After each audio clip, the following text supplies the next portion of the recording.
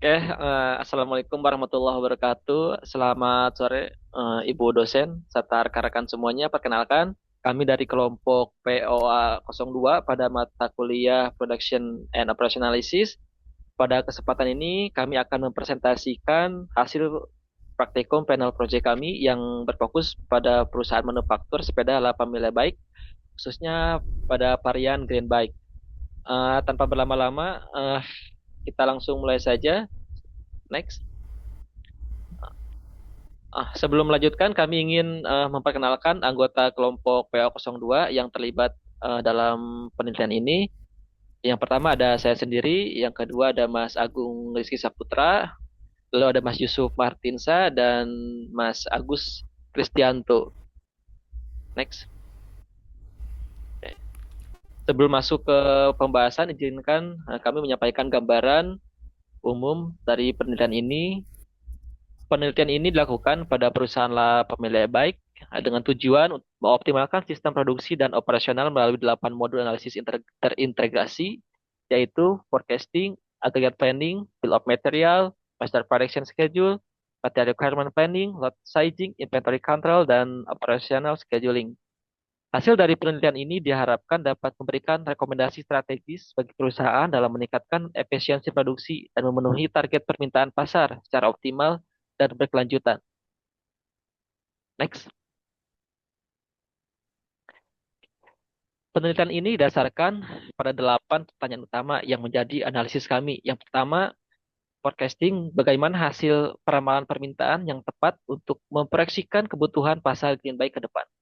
Yang kedua, bagaimana penyusunan aggregate planning yang optimal agar kapasitas produksi berjalan efektif dan efisien. Yang ketiga, bagaimana structural bill of materials yang dibutuhkan dalam proses perakitan green bike. Yang keempat, bagaimana master product scheduling eh, yang tepat agar target produksi dapat terpenuhi secara optimal. Yang kelima sampai ke delapan, masing-masing membahas MRP, load sizing, sistem Kanban, dan operational schedule menggunakan algoritma CDS. Kedelapan rumusan masalah ini yang menjadi kepanduan penelitian kami. Selaras dengan rumusan masalah, penelitian ini memiliki 8 tujuan utama. Secara garis besar, kami bertujuan untuk menentukan metode forecasting yang paling akurat, menyusun agregat planning yang optimal, mengidentifikasi struktur produk melalui BOM, serta merancang MTS yang sesuai kebutuhan pasar. Selanjutnya, kami juga bertujuan untuk merencanakan kebutuhan material melalui MRP, menentukan load sizing yang ekonomis, menerapkan sistem Kanban, dan mengoptimalkan penjadwalan operasi menggunakan metode CDS. Next. Selanjutnya akan dilanjutkan oleh Mas Yusuf. Silakan Mas Yusuf. Oke, terima kasih buat Mas Rival. Baik, di sini saya mau melanjutkan mengenai forecasting analis. Baik, di sini ada dua tabel. Di sini saya akan menjelaskan uh, perbandingan metode forecasting. Berdasarkan hasil pengolahan data menggunakan beberapa metode forecasting, dilakukan evaluasi tingkat akurasi menggunakan indikator MAPE, MID, dan MSI. Hasil perbandingan menunjukkan bahwa metode time series decomposition atau TSD menghasilkan tingkat kesalahan paling rendah dibandingkan metode lainnya. Hal ini terlihat dari nilai MID sebesar 1533,50 dan MSI sebesar 130.891, sehingga metode tersebut dipilih sebagai metode terbaik dalam melakukan proyeksi penjualan. Selain itu, metode Hodge menunjukkan hasil yang cukup baik, namun masih memiliki nilai kesalahan yang lebih tinggi dibandingkan metode TSD. Oleh karena itu, metode time series decomposition dianggap lebih optimal untuk digunakan dalam proses perencanaan penjualan ke depan. Untuk analisis data sales di sini berdasarkan grafik ya, data sales terlihat bahwa tren penjualan mengalami peningkatan secara bertahap dari periode awal hingga akhir pengamatan. Meskipun terdapat beberapa fluktuasi pada titik tertentu, pola data menunjukkan kecenderungan meningkat atau uptrend trend. Kondisi ini mengindikasikan bahwa permintaan pasar tersebut terhadap produk mengalami pertumbuhan yang cukup stabil. Oleh karena itu, perusahaan perlu mempersiapkan strategi produksi dan pengelolaan persediaan yang lebih optimal agar mampu memenuhi peningkatan kebutuhan pasar di periode berikutnya. Next. Baik, masih lanjut di aggregate planning. Di sini aggregate planning digunakan untuk merencanakan kapasitas produksi agar dapat memenuhi permintaan dengan biaya yang paling optimal. Berdasarkan hasil perhitungan, strategi minimum cost menghasilkan total biaya paling rendah dibandingkan strategi lainnya, yaitu sebesar 230 miliar 166,9,003,620. Perencanaan produksi dilakukan dengan menyesuaikan jumlah tenaga kerja, kapasitas produksi, overtime, dan safety stock setiap periode agar permintaan dapat terpenuhi secara optimal.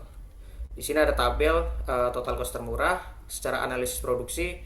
Total produksi selama periode perencanaan mencapai 412.823 unit. Total penggunaan overtime sebesar 756 jam. Total biaya produksi sebesar 123.843.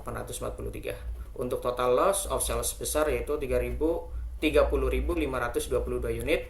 Untuk safety stock akhir sebesar 8.750 unit. Next. Untuk assembly proses chart digunakan untuk menunjukkan urutan proses perakitan produksi dari start komponen hingga menjadi produk akhir final product. Di sini ada tabel assembly chart ala family byte. Di sini akan saya menjelaskan keterangan assembly chart.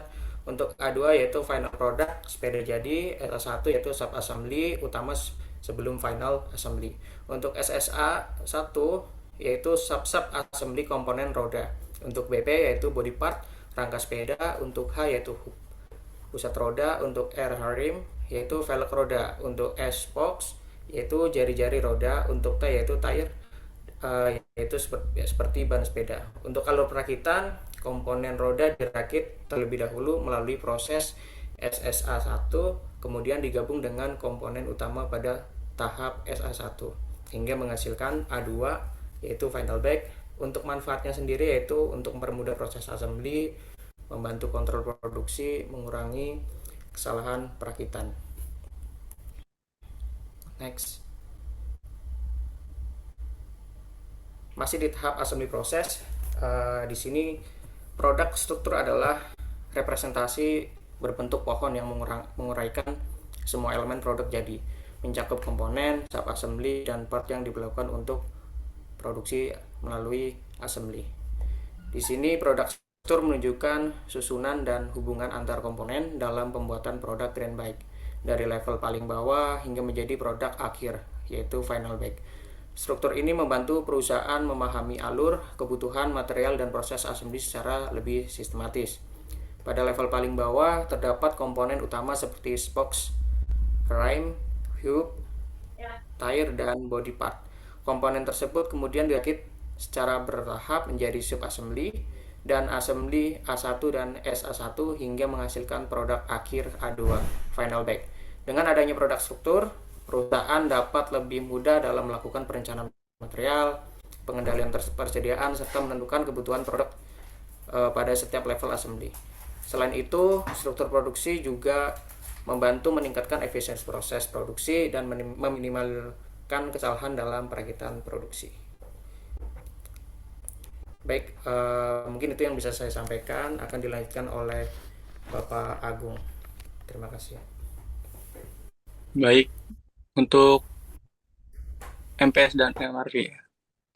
MPS sendiri digunakan untuk menentukan jumlah produksi produk jadi pada setiap periode berdasarkan hasil forecasting permintaan. Berdasarkan data yang diperoleh, jumlah produksi mengalami fluktuasi setiap bulan mengikuti perubahan demand pasar, sehingga perusahaan tersebut perlu menyesuaikan kapasitas produknya agar kebutuhan pelanggan tetap terpenuhi. Sementara itu, MRP sendiri digunakan untuk menghitung kebutuhan material dan menentukan jadwal pemesanan komponen produksi. Hasil perhitungan menunjukkan bahwa menggunakan safety stock, lead time, dan plan order release membantu perusahaan menjaga ketersediaan material agar proses produksi dapat berjalan tepat waktu dan lebih efisien. Penerapan MPS dan MRP membantu perusahaan dalam mengontrol produksi, mengurangi risiko kekurangan stok, serta meningkatkan efisiensi proses produksi secara keseluruhan. Next, Mas. Kemudian, lot sizing. Lot sizing sendiri merupakan Metode scheduling yang digunakan untuk menghitung jumlah pemesan dalam beberapa periode ke depan. Dengan menggunakan format MRP, metode ini bertujuan untuk menentukan jumlah pemesanan yang paling optimal, sehingga kebutuhan produksi dapat terpenuhi secara efisien. Tujuan utama dari lot sizing adalah membantu perusahaan dalam mengoptimalkan perencanaan pemesanan, pengendalian persediaan, serta distribusi produk agar biaya produksi dan penyimpanan dapat diminimalkan. Berdasarkan hasil pengolahan data, total biaya lot sizing untuk seluruh komponen utama mencapai 94.000. Sedangkan total biaya proses assembly sebesar 127.000. Biaya overtime dan loss of sale tercatat sebesar 230 miliar 169 juta 63.620 rupiah. Sehingga total keseluruhan biaya perusahaan menjadi 230 miliar 169 juta 284.620 rupiah. Dari hasil perhitungan pendapatan, perusahaan diperkirakan memperoleh expected profit sebesar 468 miliar dengan total expected revenue tahun 2022 hingga 2023 sebesar 1.462 miliar 512 juta 800 rupiah. Analisis produksi. Jumlah produksi Greenback yang direncanakan untuk memenuhi kebutuhan pasar mencapai 1.193.888 unit. Selain itu, perusahaan mempertimbangkan pengembangan fasilitas baru berupa pembangunan production plant dan warehouse berdasarkan hasil analisis keuntungan yang tersisa. Pembangunan warehouse memberikan hasil yang lebih menguntungkan dibanding pembangunan production plant. Next. Berikutnya, inventory control subject to no demand. Spokes menjadi komponen dengan jumlah Kanban tertinggi, yaitu 157, karena setiap produk akhir membutuhkan 30 spokes, sehingga demand rate-nya mencapai 7.674 unit per jam, jauh melampaui komponen lain. Ini berdampak pada maksimum inventory yang sangat besar, yaitu 5.180 unit. Assembly 1 adalah komponen yang paling efisien dengan hanya 2 kartu Kanban dan lead time 0,2 jam, mencerminkan proses yang cepat dan hampir tanpa delay. Sub-sub assembly 1 memiliki lead time terpanjang, 1 jam dengan delay terbesar 0,37 jam, menjadi titik bottleneck yang paling signifikan dalam sistem dan area prioritas untuk perbaikan. Secara keseluruhan, expected lead time seragam 0,75 jam, digunakan sebagai acuan di seluruh work center untuk menentukan ukuran kontainer dan jumlah kartu Kanban optimal, memaksimalkan aliran produksi tetap terkendali sesuai demand yang telah diketahui. Next. Berikutnya, workforce scheduling optimization. Manfaat penerapan CDS yaitu meningkatkan utilisasi mesin, mengurangi waktu tunggu antar stasiun, meminimalkan penumpukan pekerjaan, dan membuat alur produksi lebih terprediksi dan stabil. Idle time yang tersisa mengindikasikan peluang perbaikan lebih lanjut, misalnya dengan pengisian gap CNC mesin menggunakan job tambahan atau penjadwalan paralel. Bisa dilihat pada Gantt berikut, yaitu urutannya brake parts, kaliper, rotor. Dipilih karena menghasilkan max span 26 menit terpendek dibanding kombinasi urutan lainnya. Algoritma CDS mengevaluasi ketiga iterasi dan memilih meminimalkan waktu menganggur antar mesin. Untuk kaliper memiliki waktu milling terlama, yaitu 10 menit, sehingga diposisikan terakhir. Menempatkan di awal akan membuat milling dan CNC menunggu terlalu lama, memperpanjang max span secara signifikan. Idle time 18 menit menunjukkan masih ada peluang perbaikan terutama pada CNC mesin yang menganggur paling lama di awal siklus karena menunggu proses latih dan milling selesai. Penjadwalan paralel atau penambahan job dapat mengisi gap ini. Metode CDS terbukti efektif untuk sistem flow show 3 mesin, seperti menyederhanakan pencarian urutan optimal dari N-1, kemungkinan menjadi hanya 2 iterasi perbandingan, yaitu M N-1 iterasi untuk mesin. Selanjutnya bisa dilanjutkan oleh Mas Agus. Baik, terima kasih Mas Agung. Pada halaman ini ditunjukkan hasil operation scheduling dan kecocokan antara safety stock dengan kemampuan produksi perusahaan. Berdasarkan metode CDS, diperoleh urutan optimal yaitu brake pads, kaliper, dan rotor.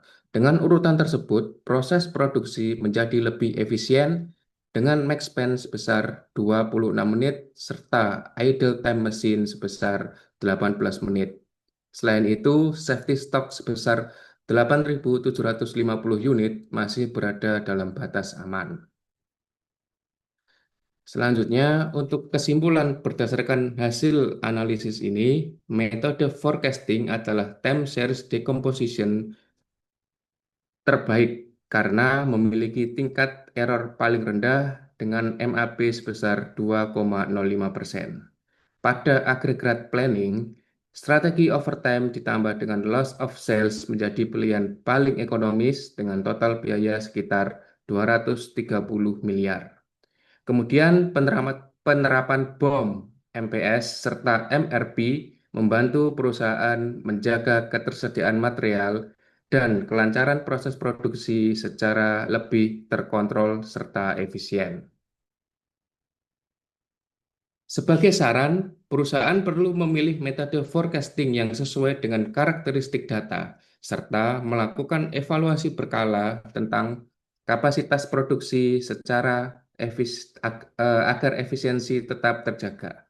Selain itu, sistem BOM, MPS, serta MRP sebaiknya diterapkan secara terintegrasi agar proses produksi lebih responsif terhadap perubahan permintaan pasar. Perusahaan juga disarankan memprioritaskan pembangunan warehouse untuk mendukung distribusi dan penyimpanan produk secara lebih optimal. Demikian presentasi yang dapat kelompok kami sampaikan. Semoga hasil analisis ini dapat memberikan gambaran mengenai pentingnya perencanaan produksi, pengendalian persediaan, serta penjadwalan operasional dalam rangka meningkatkan efisiensi perusahaan. Terima kasih atas perhatiannya. Wassalamualaikum warahmatullahi wabarakatuh.